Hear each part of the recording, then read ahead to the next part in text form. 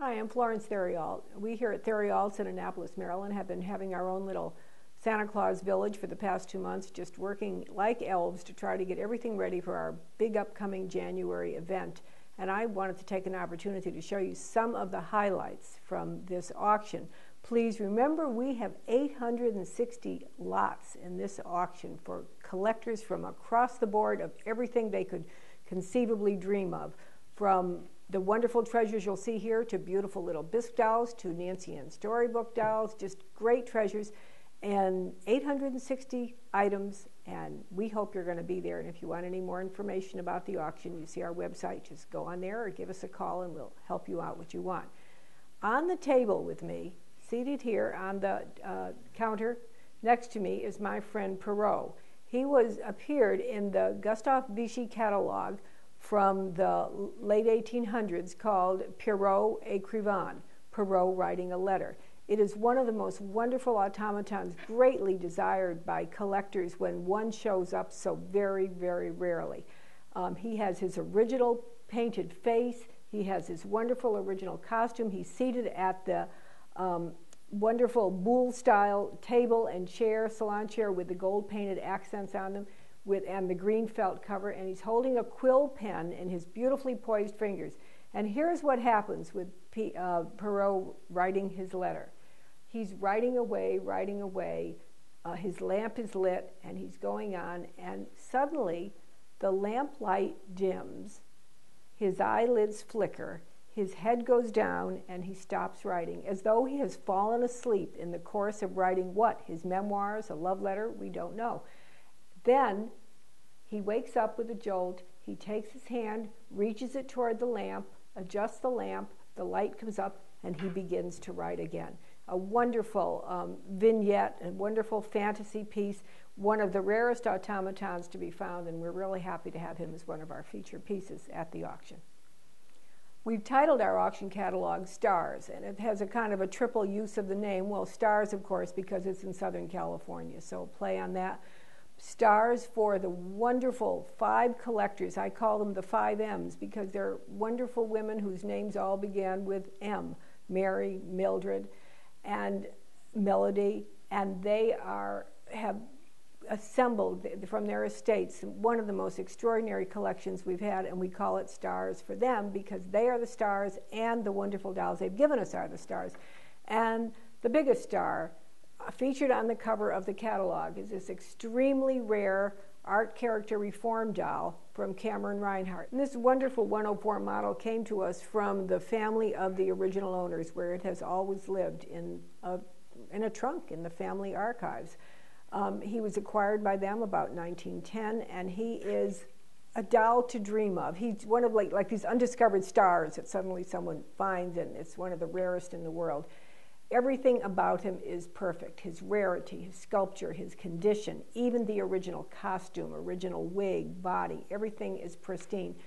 Only 2 or 3 other models of this particular example are known in the world. He was sculpted for Cameron Reinhardt by a very, very famous Berlin sculptor, Professor Arthur Lewin Funk, whose existence was uncovered by German doll scholars, Marianne and Jürgen Cieslik, about 10 years ago, and they were then in touch with the family of the Professor Lewin Funk, who gave them many wonderful original documents and pieces related to the work he did.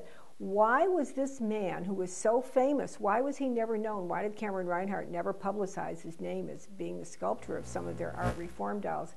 Simply because making dolls was considered a bit of a commercial enterprise, and he was a fine artist, so he made them swore to secrecy, and indeed he went to his grave with the secret intact, and it was only, say, 10 years ago that it was uncovered. He sculpted the dolls, and they were absolutely wonderful. They were modeled after his daughter, even though this is costumed as a little boy. It was modeled after his daughter Karen, and there are documents that attest to this. And we really consider this not only one of the stars of the upcoming auction, but also one of the proof that is gathering steam finally in the doll world that dolls are, yes, indeed, playthings and childhood nostalgia and emblems of our common cultural past, but they're also works of art. And this little boy right here is truly a work of art. And let me just be showing you as I continue talking, showing you all around, and I'm hoping the camera is going to pick up different planes of his face as we talk. The doll was in the original possession owned by a noble family in Spain who emigrated to Peru in the early years of the century, taking several trunkloads of childhood treasures and toys with them. When they went to Peru, maybe because it was a change of life, they had different interests, different things, but the toys and dolls were never unpacked. And this little doll remained preserved all that time. I mean, to find not only the rarity of the doll, but to find a costume like this with not a single moth hole, with bright and vivacious as when it was first made, is extraordinary, beyond measure. I feel very fortunate to be able to offer it to our stars, today's collectors. Now, if our wonderful 104 character boy was so supreme and at the beginning of the art character movement, toward the end of their series of art character dolls, Cameron Reinhardt produced these extraordinary examples. I mean, just look at them, you just start laughing when you look at them. They're so great, representing Max and Moritz. These were characters in a book written about 1850 by Wilhelm Busch in Germany. And so you wonder, well, why are these dolls being made some 60 years later? Because the same character, the books had remained popular in Germany through all this time, so they were traditionally popular characters. But in addition to that, in America, a comic strip series, which were becoming very popular at the time, was introduced with the Katzenjammer Kids, of which Max and Moritz were leading characters. And probably Cameron Reinhardt saw a good market in America for these dolls. For one reason or another, either there wasn't a good market or they were too expensive to produce, but very, very few of them were ever made and very few ever appear on the market. Some of the things that are so wonderful about these dolls, that not only are they like the original illustrations in the book, please notice on them the two little urchin fellows, they're each different. It's not the same model painted differently. It's an entirely different sculpture. Look at his little pointy nose. This fellow, in my mind, little Max, is a much more mischievous fellow than the other one. He has got rascal. They both have flirty eyes. Their eyes will go back and forth. And they both have, this is the only thing about them that is common, they both have the same body. It was a uniquely modeled body made by Cameron Reinhardt with the modeled socks and shoes, the only difference being that Moritz has brown shoes to match, or reddish-brown shoes to match his wonderful top-knot hair, and Max has black shoes to match his black hair and black painted brows. Very, very rare characters, and just a delight to find them. And while we're talking about characters, let's go back, turn the clock back, about 18 years prior to Max and Moritz, to the home of Emil Jumeau, who introduced a series of his 200 series of character children. Now, the reason that these appeared originally was automaton makers in Paris had asked Emil Jumeau to sculpt and design and create for them a series of bisque heads that they could use on their automaton. For example, they have an automaton of a child with a broken doll, and that one has a crying face. This one appeared on one with a very happy activity going on. Jumeau was very successful in these, and then he realized, hey, wait a minute, and the light bulb went on in his head. I could make the neck formation differently, a standard socket head for a child doll, and this could become a doll. And that is what he did. And there are a series, the 200 series, this being model 203, extremely rare to find.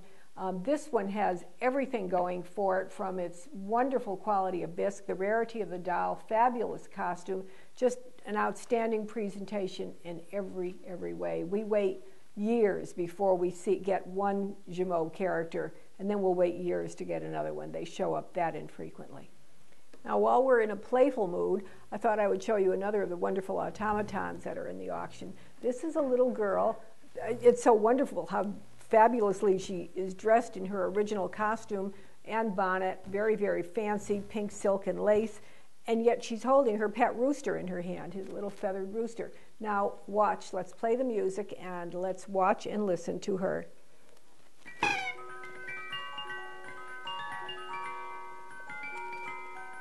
Nods her head, turns her head, wonderful music plays, and then she leans over and she pets the rooster. and then